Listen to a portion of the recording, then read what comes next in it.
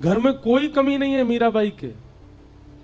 वो सारे ऐश्वर्य, सारे सुख मीराबाई के चरण चूमते हैं, जिसके लिए पूरी दुनिया लालायित रहती है।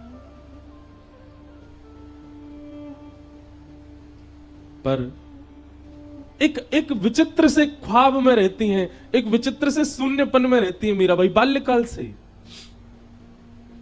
कैसे संभव हो सकता है ये? बालकों को खेल खेलता देख दूसरा बालक मचलता है कि मैं भी जाऊं, लेकिन खेल खेलते देख, बालकों को देख मीराबाई और उदास हो जाती हैं, एकांत में चली जाती हैं। उन्हें पता नहीं है कि उनका चिंतन क्या है, लेकिन है बस। और ये उस समय की बात है जिस समय पर मीराबाई के ना तो कोई गुरु है, ना कोई आचार्य है, ना कोई पथ प्रदर्शक है। छोटी सी है मीराबाई। मीरा चरित्र को देख करके ऐसा अनुभव होता है, यह पूर्व की घटना। वो तो सबको पता ही है कि वही माधवी के रूप में ठाकुर जी की लीला में गोपी थी। पर यह बात प्रमाणित मान लीजिए, अपने संपूर्ण जीवन काल में, हम गर्जना करते हुए अपनी सारी कथा में कहते हैं, संपूर्ण जीवन काल में एक बार भी भूल से ही सही श्री कृष्ण यदि प्रिय लग गए हों आपको, तो ये मान लीजिएगा कि आपका कोई पूर्व संबंध तो है उनसे। बाबा, हम आप तो उनमें ही लगे हुए। कई लोग कह रहे हैं, महाराज जी आके बोले इंद्रेश जी ना सो रहे हैं, ना सोन दे रहे हैं किसी को। मैंने तो रोके ना है, आप जाओ सो जाओ। और कल तो भावों की तरंग खूब उठ रही थी, लेकिन लाल जी की इच्छा जैसी रही। नहीं तो कल तो महाराज जी 5 रास के वर्णन करने थे, तो मैंने की 7 तो यहीं बज जाएंगे, 7, 8, 9 बज। एक ही रास जल विहार को यदि प्रसंग छेड़ देते ठाकुर जी के, तो वही में ही निकल जाना हो पूरा समय। हमने तो रोके नहीं आप लोग, और ना हमने ज्यादा किसी को कही कि आओ, लेकिन आप सब एक रस, एक स्थिरता में सब बैठे थे। इतनी संख्या में कल वहां लोग आए हुए थे। और जब कथा चल रही थी तो नेत्र बंद करके मैं बोल रहा था, तो मुझे ये लग ही नहीं रहा था कि इतने लोग बैठे होंगे। बिल्कुल शांत मुद्रा में सब बैठे हैं। इस बात का प्रमाण है कि आप कभी ना कभी ठाकुर जी से मिले तो हो, कभी को संबंध तो है। कई जन्मों से बुला रहे हो, कोई तो नाता जरूर होगा। नजरों से नजरें मिलाना पाऊं, मेरी नजर का कसूर होगा। दिशा हम सबकी निश्चित है, बस उस दिशा में बैठाने वाला एक सदगुरु चाहिए। उस दिशा की तरफ मोड़ देने वाला एक पथ प्रदर्शक चाहिए। रास्ता तो है, बस रास्ता दिखे इस घनघोर अंधियारे में, उसके लिए एक प्रकाश चाहिए। संसार के विषय रूपी अंधेरे में हम सब हैं, पथ हमारे सामने है, पर हम चल नहीं पा रहे। क्यों? क्योंकि प्रकाश नहीं है, गुरु जीवन में नहीं। मीराबाई शून्य रहती हैं, ना जाने किस चिंतन में रहती हैं। परिवार के लोग मीराबाई के सौंदर्य को देख करके आश्चर्यचकित होते हैं, पर उनकी स्थिति को देख करके और घनघोर चिंतन में चले जाते हैं। ये कैसी कन्या है, ना इसका खेल में रुचि, ना खिलौना खेलती है, ना खेल के साथ खेलती, कुछ नहीं करती, बस बैठी रहती है। और हां,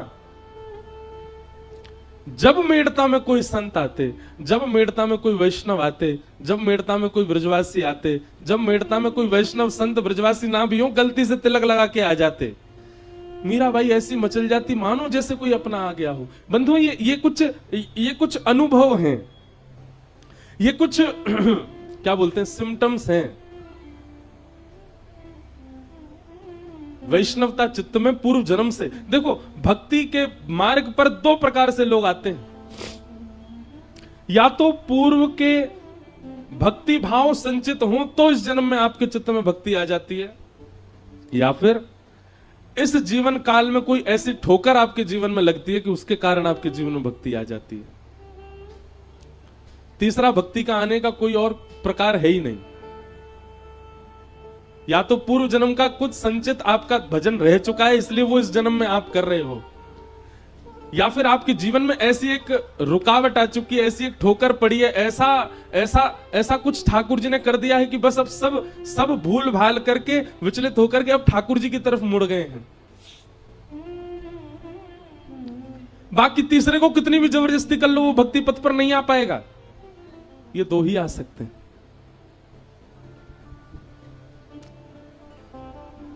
तो ये इस बात का प्रमाण है कि वैष्णव प्रिय लगते हैं,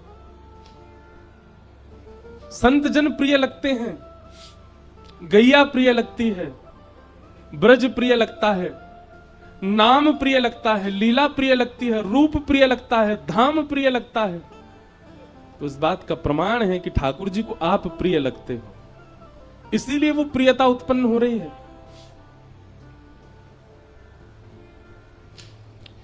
राव दूधा जी अपने घर में संतों को बुलाते और संतों को बुलाकर के कथा कराते। मीराबाई जाकर के, भैया यहां किसी से बोलती हो ना, धीरे बोल रहे हैं।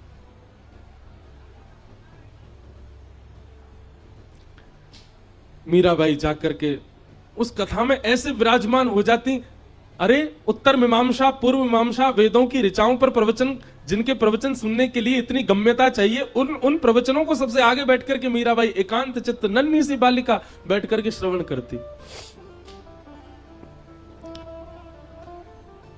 मीरा चरित्र पर एक बार कथा कहने का अवसर मिला था गांधी धाम में, गुजरात में। ये वृंदावन प्यारो वृंदावन जो पद है ना, ये भी गांधी धाम में ही लिखा गया है, और जिनके घर लिखा गया वो बैठे हैं यहाँ पर। उन्हीं के स्थान पर गांधी धाम एक गुप्त वृंदावन जैसा है, वहीं प्रकट होते हैं कई भाव। तो मीराबाई के प्रसंग में आता है कि जब जोशी जी कथा सुनाने के लिए आते थे तो मीराबाई सामने बैठ करके सुनती, और सुनते सुनते मीराबाई, जब कथा विश्राम होती, सब लोग प्रणाम करते, जाकर के व्यास मंच पर नन्ही से मीराबाई आती और व्यास जी को अपलक नेत्रों से देखती रहती। एक छोटे बालक के भांति पुचकार करके जोशी जी कह देते, अरे लाली, अरे बालिका, तू कथा सुनती है, समझ आता है तुझे? मीराबाई के मुखमंडल पर कोई प्रसन्नता नहीं, कोई मूर्छन नहीं, एक जिज्ञासा दिख रही है केवल नेत्रों में। जोशी जी अपनी पोथी रखते जा रहे हैं और अचानक पूछते हैं, क्या बात है लाली, तो ऐसे देखती क्यों रहती है? कोई मन में भाव है, कोई प्रश्न है? नन्ही सी मीराबाई, बड़े बड़े लोग जिस प्रश्न को नहीं कर पाते, वो नन्ही सी मीरा पूछती हैं। आप जिनकी कथा सुनाते हैं, आप जिनके भाव व्यास मंच पर बैठ करके कहते हैं, कभी आप उनको चतुर्भुज रूप में बताते हैं, कभी आप उनको शेषनाग पर पौड़े नाथ के रूप में बताते हैं, कभी आप ब्रह्मादि देव उनकी स्तुति कर रहे हैं ऐसा बताते हैं, कभी वो ब्रज के गोपाल बनकर के गैया चरा रहे हैं ऐसा बताते हैं। यह तो स्पष्ट हो गया कि वो एक ही हैं, उनके विलास अलग अलग हैं। लेकिन मेरा बस एक ही प्रश्न है, ये गोपाल जी मुझे कब मिलेंगे? चिंतन उसका किया जाता है, चरित्र उसका सुना जाता है जिससे मिलना निश्चित हो।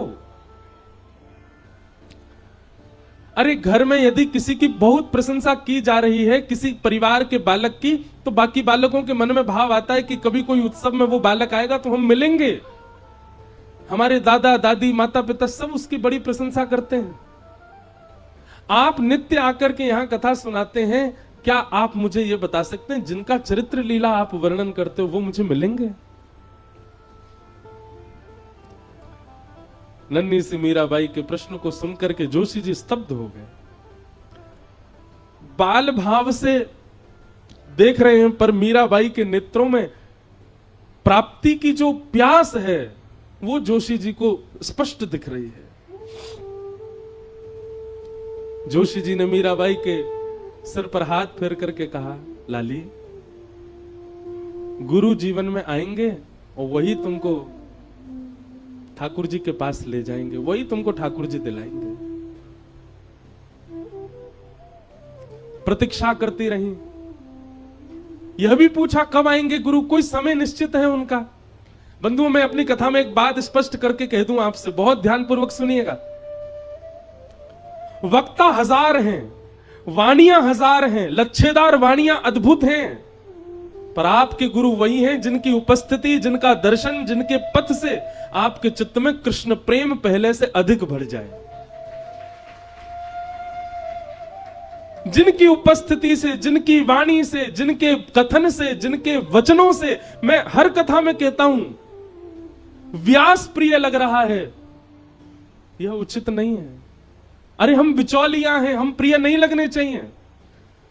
हमारे संकीर्तन करते चित्र विचित्र महाराज जब ठाकुर जी का यश गाते हैं तो ये प्रिय नहीं लगने चाहिए, इनके भावसों कुंज बिहारी प्रिय लगने चाहिए।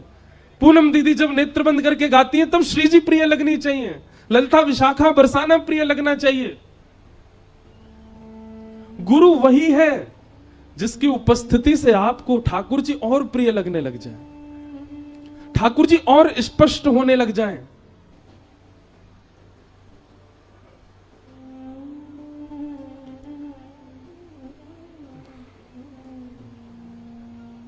अरे दुनिया में बहुव्यंजन बनते हैं,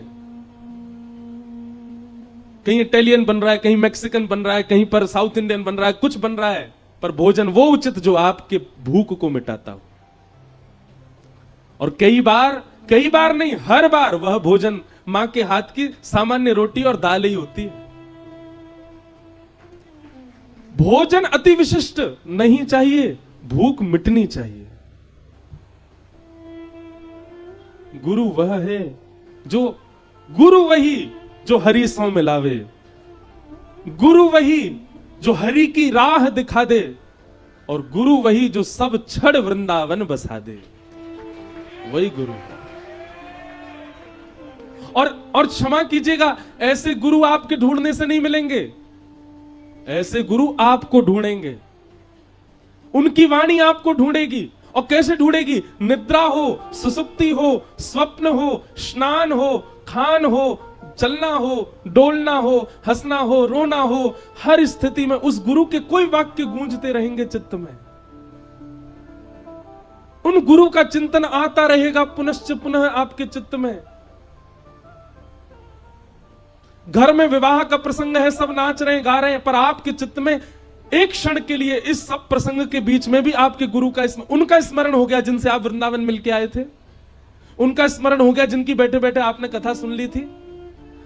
रात्रि स्वप्न में या निद्रा में उनकी स्मृति हो रही है, जिनके वचनामृत सुनकर के आप अपनी तन की स्थिति भूल गए थे। घर में अत्यंत शोक का समय है, सब व्याकुल चिंतित हैं, पर उस बीच में भी उनके कोई वाक्य आपको याद आ गए और आप उसमें भी वही गुरु हैं। हमारे पूज्य पूनम दीदी के गुरुदेव सन्मुख विराज रहे हैं। महाराज जी आपको बार बार धन्यवाद, आपके श्री चरणन में बार बार प्रणाम करें सब लोग। आपकी कृपा से हमारे व्रज धाम को अखंड पूर्णिमा प्राप्त भई।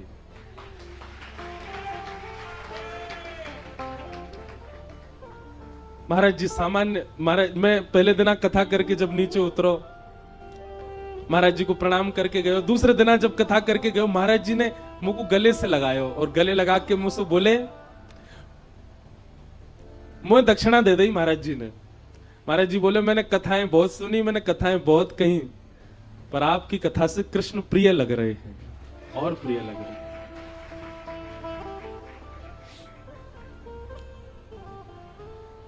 मेरे तो पहली बारी महाराज जी के दर्शन को सौभाग्य प्राप्त भयो। और पूज्य महाराज जी मुझे दीदी बता रही कि महाराज जी श्री जी के भाव के लिए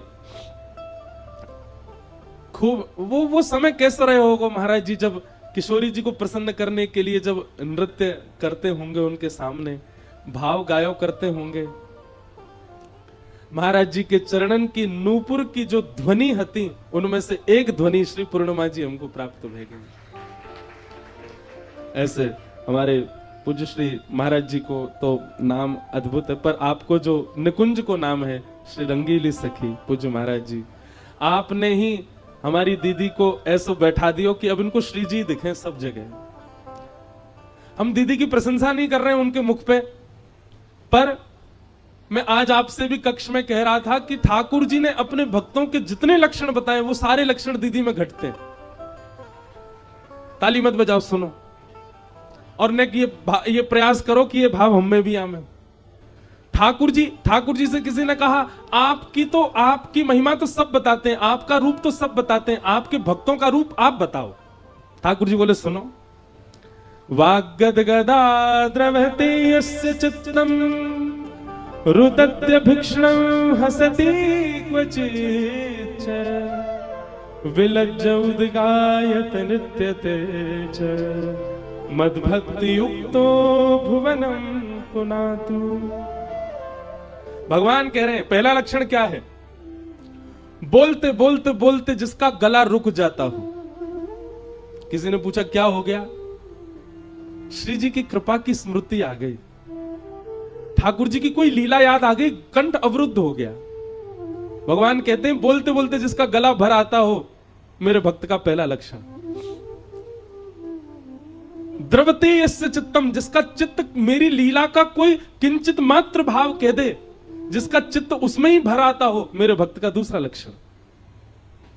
और रुदत्य भिक्षणम,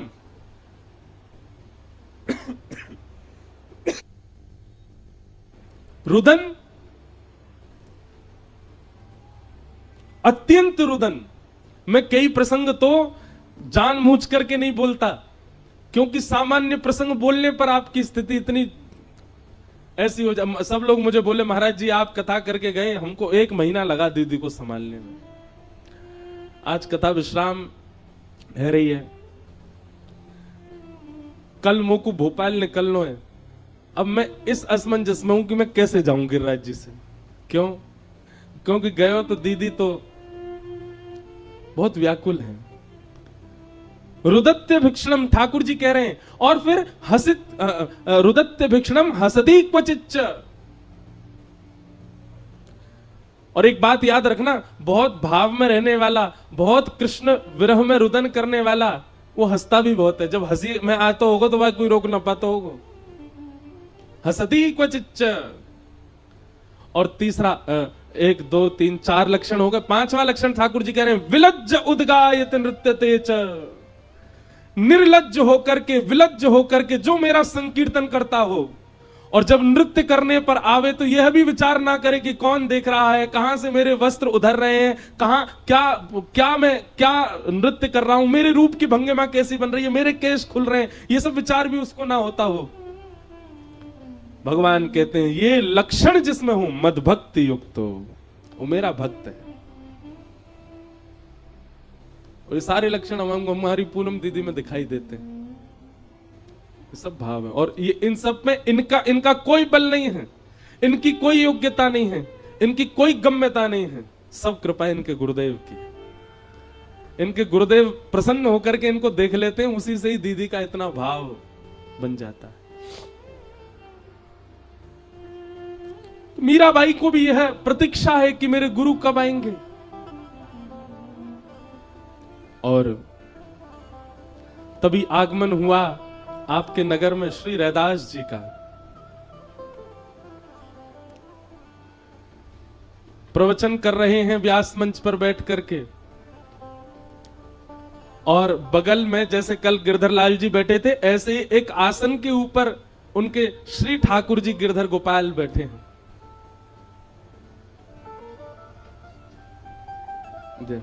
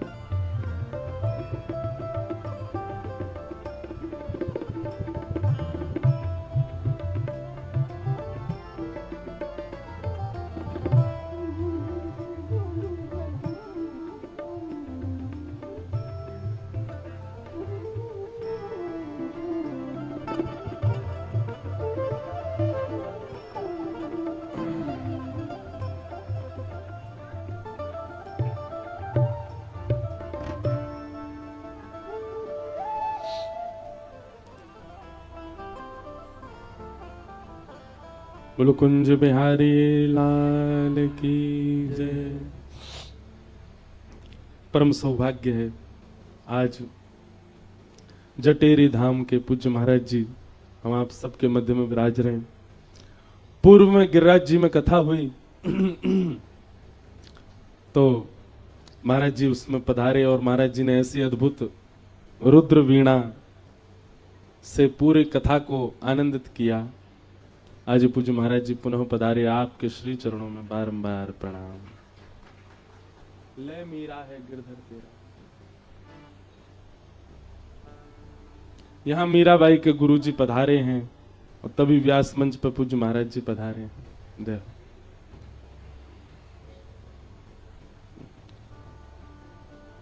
मुझ पहना दे महाराज जी।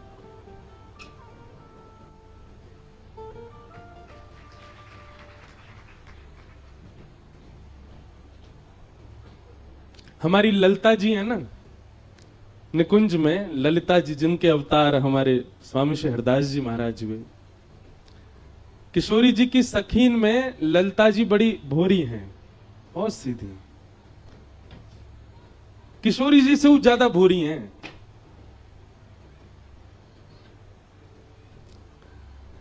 पर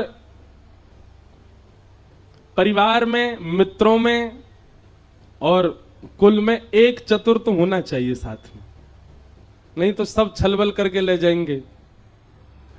ऐसी हमारी किशोरी जी की अलीन में नेक नेक, वो भी ज्यादा नहीं, नेक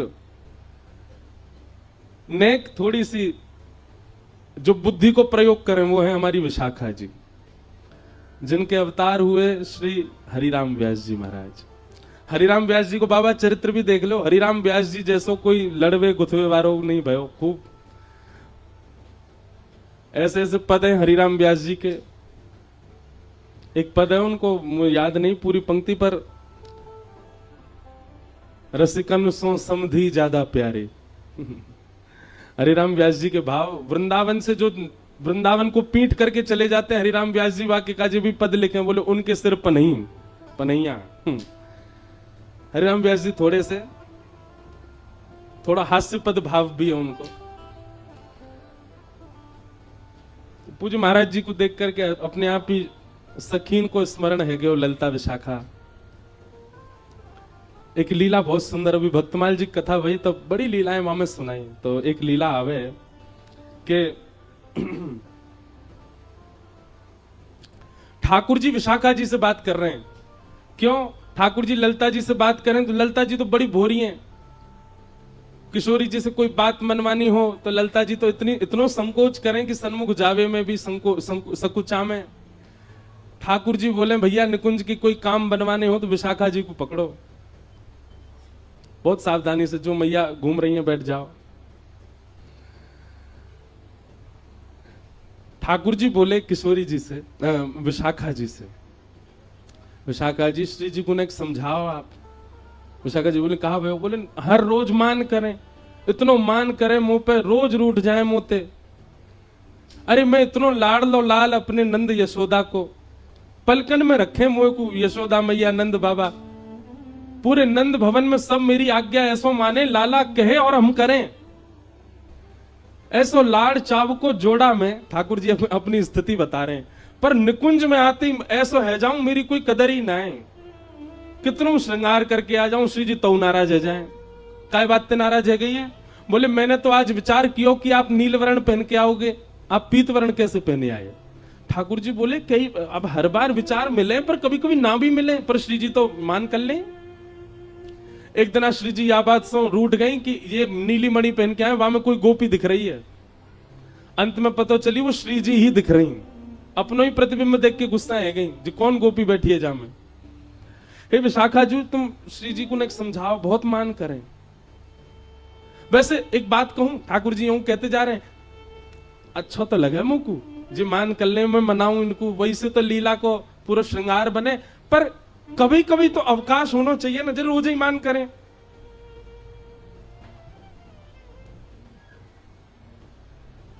विशाखा जी बोली ठीक है, तो हम कछु करेंगे। वो ठीक है।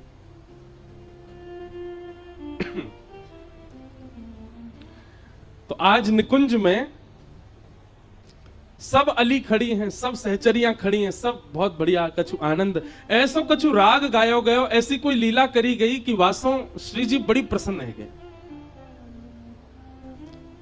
और इतनी प्रसन्न भाई, इतनी प्रसन्न है कि प्रसन्न है करके सेज पे बैठी बैठी श्री जी कहें, आज तो भैया तुम सबरी कछु मांग ले, जो मांगोगी सो दूंगी। श्री जी की पहली बार ऐसी स्थिति ना, श्री जी तो कभी भी ये कहते कछु मांग लो, पर सखीन को स्वभाव है कि वो श्री जी से कभी कछु याचना ना करें, बस एक ही याचना करें कि सदा अपने श्री चरण कमले में किशोरी मोहे अपनी से कर लीजिए। हे श्यामाजू, आप बस अपनी बना के रख लो, यही हमारी कामना, और हमें कुछ नहीं चाहिए।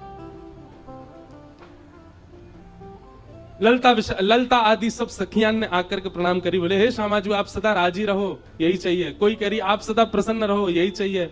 आपके जितने आरते सब मुंह पे आ जाएं, यही चाहिए। आप सदा निकुंज में विराजमान रहो, ऐसे ही प्रसन्न बढ़ते रहो, आपको मोद प्रमोद नित्य प्रति बढ़ते रहो, यही चाहिए। विशाखा जी की बारी आई। विशाखा जी सामने आकर के बैठ गए। मांगो विशाखा, कहा चाहिए? बोले मांग लो। बोले हाँ। मुकरोगी तो नहीं? बोले नहीं। बोले वचन दो, जो मांगूंगी सो दोगी। श्री जी बोले देंगे। बोले आपके बगल में जो श्याम सुंदर बैठे हैं, इनको हाथ पकड़ करके मेरे हाथ में दे दो, और ये सदा के लिए मेरे है जाएं, ऐसी कृपा मुंह पे कर दो। ये बात सुनकर के निकुंज की जितनी सखियां सब आश्चर्य में पड़ गईं, सब विशाखा जी को देखने लगी। ललिता जी कहने लगी, अरे जी तू कहा कह रही? बोल आज बोलन दे मुझको। हर बार मैंने आप सबन की बात मानी, हर बार श्री जी के सामने नतमस्तक रही हूं, पर आज मैं अपने हृदय को उद्गार प्रकट कर रही हूं। निकुंज नायक को हाथ पकड़ करके मेरे हाथ में दे दो, और सदा के लिए ये मेरे ही रहें, ऐसा वरदान श्री जी मुझको दे दे।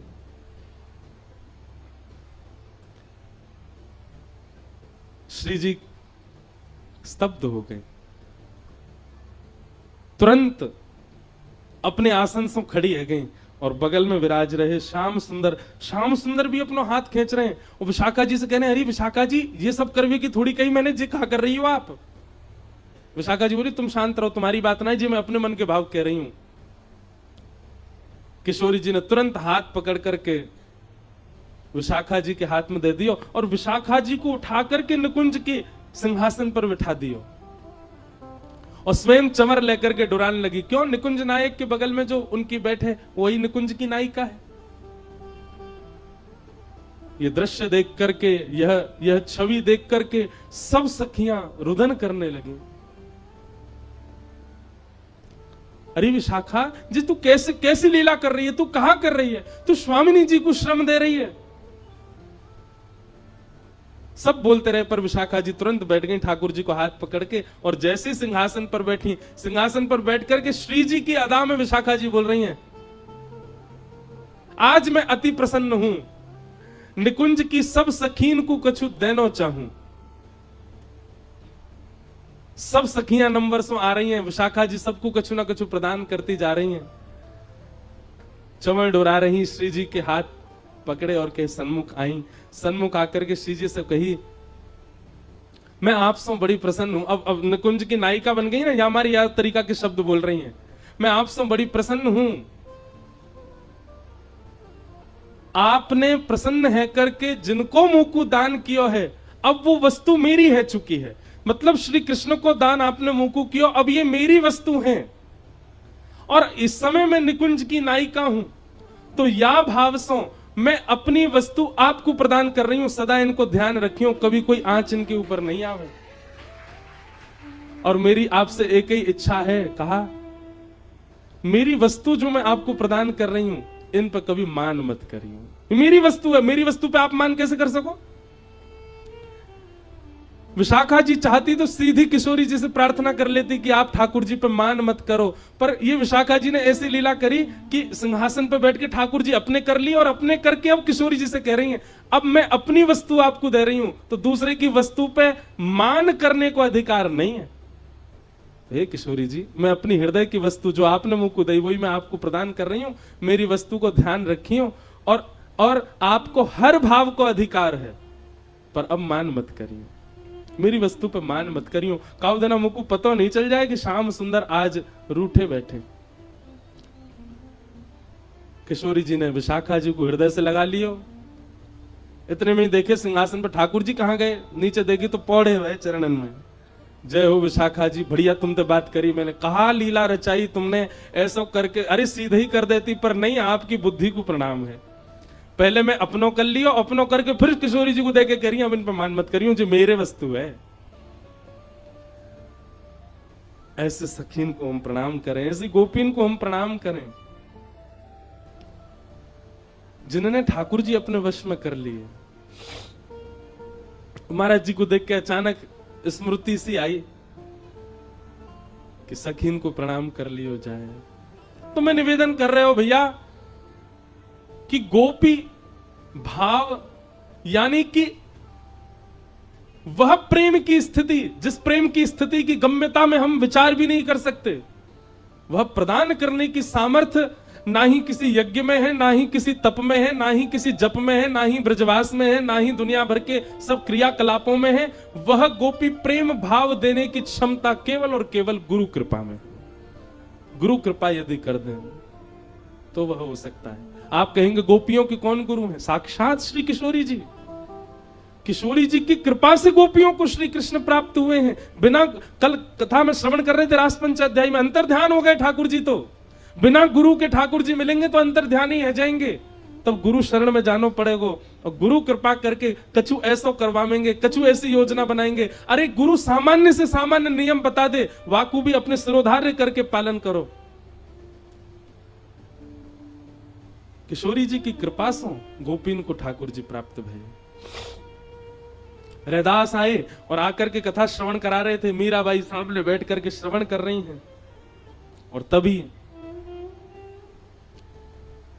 दृष्टि पड़ी बगल में विराज रहे ठाकुर जी के ऊपर। गिरधर छवि देख करके एक भुजा ऊंची, दूसरी भुजा कटी भाग पर, नीचे नेत्र हैं, और नाग दमन, इंद्र दमन, देव दमन, 3 दमन ठाकुर जी हैं श्री श्रीनाथ जी। और इस छवि को जब देखा, मीराबाई के नेत्र बंद हो गए। कथा में बैठे बैठे मानो पूर्ण स्मृति उनके हृदय में जागृत हो गई। सब ब्रजवासी 56 भोग बना रहे हैं, अपनी अपनी बैलगाड़ी में धारण करके गिरिराज जी पर लेकर के जा रहे हैं, और इन्हीं ब्रजवासी में एक गोपी माधवी भी जा रही है। ठाकुर जी के दर्शन की लालसा चित्त में उत्पन्न हो गई है। इंद्र ने मेघमालान की वर्षा करके ऐसी मूसलाधार बारिश करी कि श्री ठाकुर जी ने अपनी दोनों भुजाओं से गिरिराज जी उठा करके अपने बाम हस्त की कन्नी उंगली पर धारण कर लिए। त्रिभंग लली श्याम सुंदर गिरिराज धारण करके खड़े हैं। लाखों ब्रजवासी चारों ओर खड़े हैं छड़ी लगा करके। तभी माधवी के मन में भाव आयो कि मैं दर्शन तो करूं या गिरधर छवि को। जैसे ही सन्मुख गई हैं, नेत्रों में पानी आ गया, ओझल हो गए। ठाकुर जी दिखाई नहीं दे रहे मीराबाई को, माधवी को। ये सब मीराबाई को चिंतन हो रहा है, और चिंतन करती करती सामने बैठी हुई नन्ही सी मीरा रुदन कर रही है। रोते विलखते गई है ठाकुर जी के पास। मुझे आप दिख नहीं रहे हो नाथ, आपकी आकृति अनुभव हो रही है, पर आपका रूप दिख नहीं रहा है, कृपा करो मुझे दिखाइए ना आपका रूप। ठाकुर जी बोले, माधवी प्रतीक्षा कर, एक युग की प्रतीक्षा कर। गिर पड़ी माधवी धड़ाम। बोले, 1 वर्ष, 1 महीना, 1 हफ्ता, 1 घंटा, 1 दिन की प्रतीक्षा दी जाती है नाथ, 1 युग की प्रतीक्षा कौन देता है? ठाकुर जी कह रहे हैं, जितनो ताप, जितनो संताप, जितनो विरह, जितनी व्याकुलता, उतना प्रेम प्रगाढ़। कलयुग में मैं अन्य गोपियन से नहीं मिलूंगा, या युग में मैं 3.25 साढ़े 3 करोड़ गोपियन के संग रास विहार करूंगा, पर कलयुग में तो एक ही गोपी आवेगी और वही से रास विहार करूंगा, वो होगी तू। वाके काजे 3.5 करोड़ गोपियन को विरह तू को सहनो पड़ेगा। और व्याकुल रहती रहती माधवी 1 युग प्रतीक्षा करके अब मीरा बन के आई है। और आज जैसे ही वह स्वरूप देखा, स्मृति आ गई। ठाकुर जी ने पहले ही संकेत किया था, संत के माध्यम से, गुरु के माध्यम से तेरे जीवन में आऊंगा मैं। मेरे रूप को देखते ही तो को पूर्व जन्म की सबरी स्मृति है जाएंगी। दौड़ करके गई मीरा, देख नहीं रही है रैदास जी को, बस चरण पकड़ रही है, देख वहीं रही है ठाकुर जी की ओर, और कह रही है नाथ ये मेरे गोपाल जी हैं, ये मेरे ठाकुर जी हैं। सब लोग अचंभित हो गए परिवार के, ये क्या हो रहा है। और मीराबाई बस कुछ भी बोले जा रही है। इनने गिरिराज जी उठा लिए, अरे बामस्तकी कन्नी उंगली पर उठा लिए, सब छड़ी लेकर के खड़े। मैंने इनसे प्रार्थना करी मुकु दिख जाओ, नहीं दिखे मुकु एक युग की प्रतीक्षा करवाई है इनने। मैं मटकी भरवे गई, वो चाय वे आ गए मेरे सामने, मेरे समान लंबे है गए। इनके सखा सु मेरो ब्याह भयो, पालकी में घुस गए मेरी में। कैसी दुर्भाग्यशालिनी में मेरे सामने बैठ करके मुझसे कह रहे अपना रूप दिखा दे, मैंने नहीं दिखायो। बहुत वर्षन की प्रतीक्षा के बाद मेरे जीवन में आए। आपसे आज्ञा लेना चाहूं, इनको मुकु दे दो। आज मुझे किसी ने यह प्रश्न भी पूछा है, अब यह भी एक संयोग है कि उसने यही प्रश्न किया कि किसी और की सेवा के ठाकुर जी मुझे इतने भा रहे हैं, किसी और की सेवा के ठाकुर जी मुझे इतने प्रिय लग रहे हैं, मैं क्या करूं महाराज जी। उनसे मांगूं, उनसे कहूं तो कोई अपने ठाकुर जी कैसे दे, पर उनके ठाकुर जी स्वप्न में आते हैं, उनके ठाकुर जी चिंतन में आते हैं। हमारी बात बहुत ध्यान से सुनो, इस लीला से यह स्पष्ट हो जाएगा। ठाकुर जी अर्चक के देने से नहीं आएंगे, ठाकुर जी अपनी इच्छा से आएंगे। गोपाल भट्ट गोस्वामी के ठाकुर जी कितने करोड़ों लोगों के हृदय के सम्राट बने बैठे, राधा रमन लाल। स्वामी श्री हरदास जी के हृदय के ठाकुर जी कुंज बिहारी लाल कितने करोड़ों हृदय के सम्राट बने बैठे। और किसी के अर्चना के ठाकुर जी आपके स्वप्न में आ रहे हैं, तो अब आपको और क्या चाहिए। प्रत्यक्ष तो ठाकुर जी को आना होगा तो आ ही जाएंगे, लेकिन आप कभी अर्चक से जाके याचना मत कर देना कि अपने ठाकुर जी दे दो। अरे अर्चक से पूछो कितने भाव से अपने ठाकुर जी को सजाता है, कितने भाव से ठाकुर। हमारे गिरधर लाल, कितने लोग श्रोता कथा में ऐसे आते हैं, उनको यूं लगे इनको लेके भाग जाए हम, लेकिन जादना ऐसा कोई ने प्रयास भी कर लियो, मेरो का होएगा, मेरे तो प्राण बसे उनमें। मीराबाई के चरित्र में सुनो क्या हुआ। यहां रैदास जी रो रहे हैं, अरे कोई या कुछ संभालो, बालिका को जी कहा कह रही है, मेरे गोपाल जी को यूं कह रही है मेरे हैं। मीराबाई प्रार्थना कर रही है, बोले नाथ मैं आपसे लड़ना ना चाहूं, झगड़ना आपसे छीन ना ही रही हूं, पर इनके वचन को आपको बता रही हूं। इनने मुझसे कही कि जो मेरे पास आएंगे, आपके माध्यम से आए हैं। इतने संत आए, इतने संतन के ठाकुर जी मेरे यहां आए, पर कोई के ठाकुर को देख करके मुंह को ये स्मृतियां नहीं आई जो आपके ठाकुर को देख के आई है।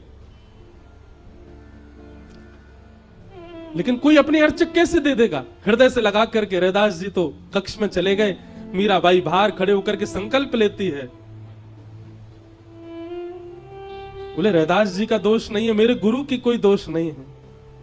कन्हैया अब तुम्हारी इच्छा जाननी है, यदि वास्तव में आप मुझसे प्रेम करते हैं तो आप मेरे पास आएंगे, और केवल 3 दिन का समय दे रही हूं। 3 दिन में आप आ गए तो मान जाऊंगे कि आप मुझसे प्रेम करते थे, आपका जो वचन था वो सत्य था। और 3 दिन में यदि आप नहीं आए तो फिर जो होगा वो मुझे स्वीकार है, अगर मेरे प्राण भी निकल जाएं तो मुझे स्वीकार है।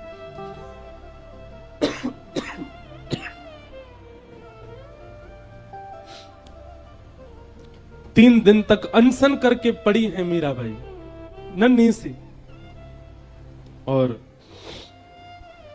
रैदास जी की सेवा में क्या हो रहा है, बार बार सेवा करते करते कभी वंशी जी गिर जाती हैं, कभी मुकुट उतर जाता है, कभी मालाएं गिरने लगती हैं। रैदास जी भी मनी मन संकुचित हो रहे हैं और ठाकुर जी से कह रहे हैं लाल जी कहीं ऐसा तो नहीं कि आपकी भी इच्छा है उस बालिका के पास जाने की।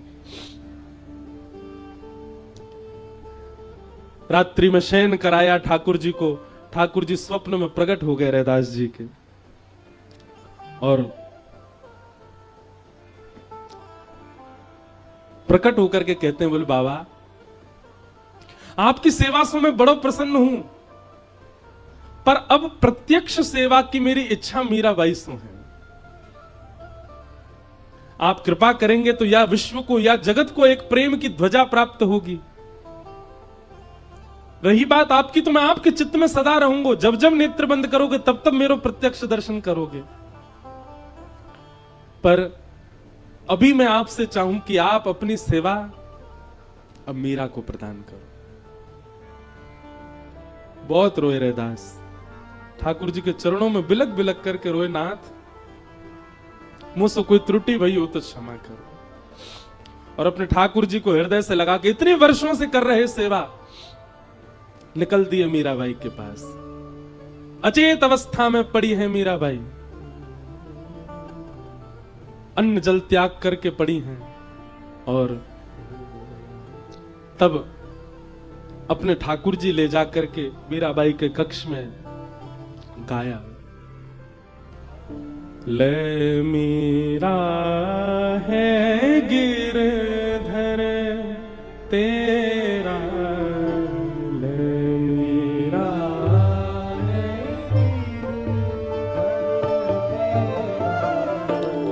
ले मीरा है गिरधर तेरा,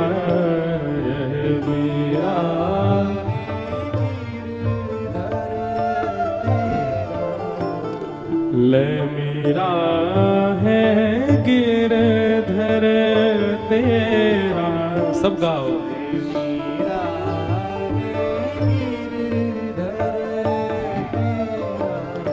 सेवा पूर्ण भई अब मेरी, सेवा पूर्ण भई अब मेरी, सेवा पूरी भई अब मेरी, सेवा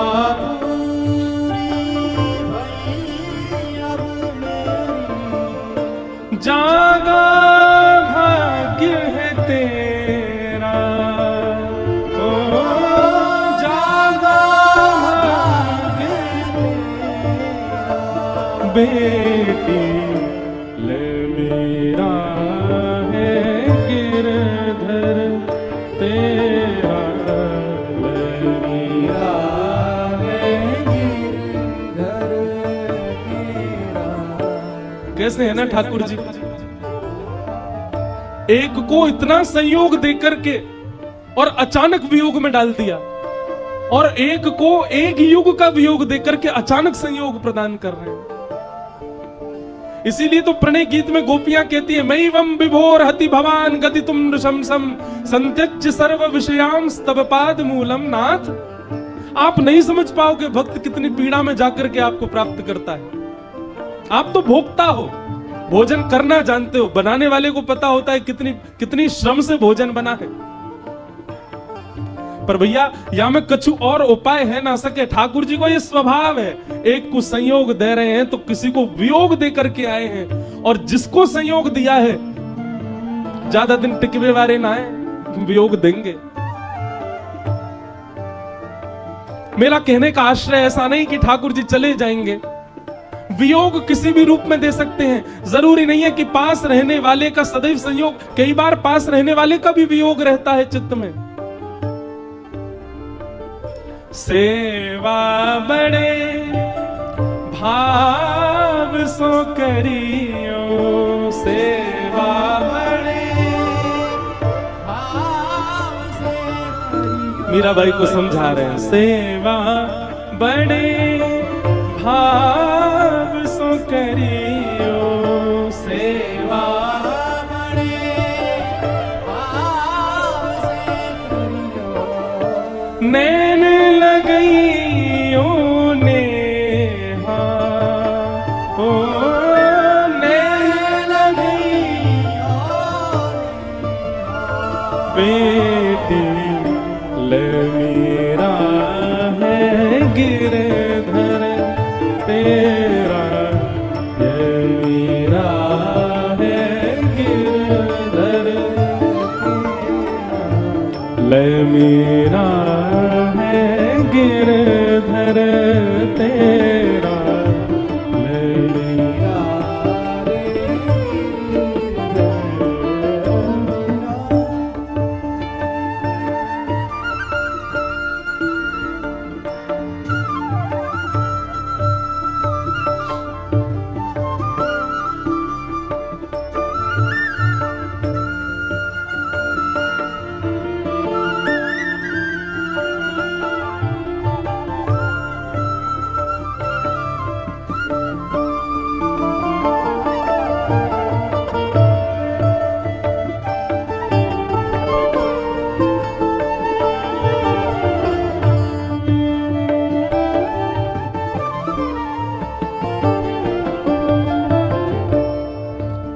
मीराबाई जैसे ही लाल जी को हाथ में लिया नृत्य करने लगे। एक ही कक्ष में, एक ही छत के नीचे संयोग वियोग एक साथ दिखाई दे रहे हैं। मीराबाई नाच रही है और श्री रैदास जी बस अपने नेत्र बंद करके अविरल अश्रुधार बहा रहे हैं, रुदन कर रहे हैं। तभी मीराबाई को थोड़ा मन में भाव उत्पन्न हुआ। संभालने के लिए गई थोड़ा उनके पास में, बोले बाबा आप इतना रो मत, आप इतने व्याकुल मत हो, मैं सह लूंगी विरह वेदना, मैं पीड़ा सह लूंगी, पर आप ऐसे मत रहो। अगर आपको लगे कि ये उचित नहीं तो आप श्री ठाकुर जी की सेवा करो, पर मेरी स्थिति तो ये कि मैं विरह सहवे लायक अब हूं नहीं, प्राण ही निकलेंगे मेरे तो। रैदास जी कहते नहीं, सो ही सुहागन प्रिय जाहिरी झे,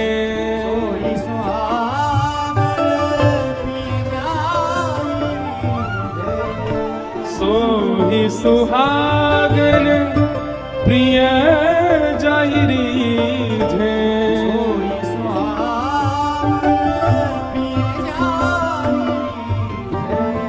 कैसा तेरा मेरा, कैसा तेरा। लाली ये तेरे और मेरे नहीं है, इनके और उनके नहीं है, ये तेरे मेरे इनके उनके नहीं है, ये वाक्य हैं, ये जा से रीझ गए हों, ये जासों प्रसन्न है जाए, ये वाक्य हैं, तेरे मेरे की कोई बात नहीं है लाली। सो ही सुहा